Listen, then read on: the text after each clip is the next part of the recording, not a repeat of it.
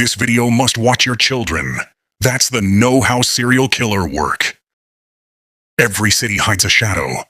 Among the crowd, on buses, or walking down empty streets, someone might be carrying an urge they can't explain.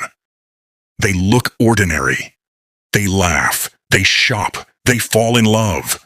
But deep inside, something colder watches the world, calculating and patient, waiting for a reason to kill.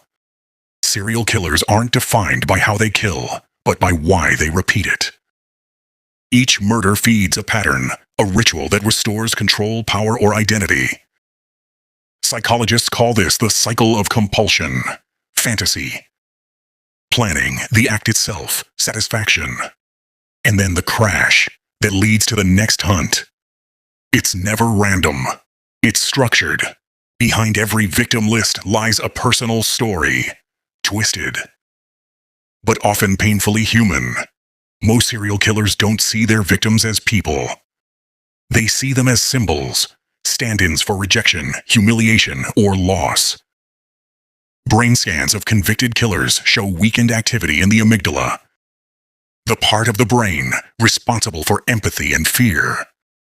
Yet many of them learn to imitate emotion perfectly. They know when to smile, when to cry, when to sound sincere, like actors in a deadly play.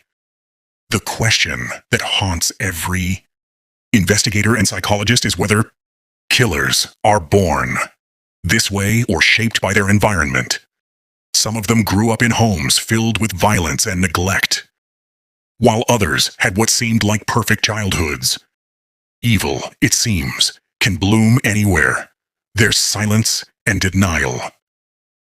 But one common thread ties nearly all of them together: isolation. They never truly connected to anyone. And when connection dies, empathy dies with it. Many killers live double lives. Ted Bundy worked on a suicide prevention hotline. John Wayne Gacy entertained children as a clown. Dennis Rader, the BTK killer, served as president of his church council. They wore normality like armor. That's why they terrify us. Not just for what they do, but because they look like us. The monster isn't hiding in the woods anymore. It's behind the smile of the person sitting next to you. When we call them monsters, we make them something separate, something other than human.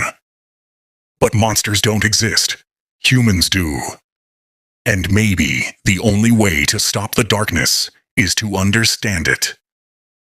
Because understanding doesn't mean forgiving. It means preventing. Tomorrow, we'll step deeper into history's first known serial killer. H.H. Holmes, the man who built a hotel designed for murder. Because before there were patterns, there was a plan.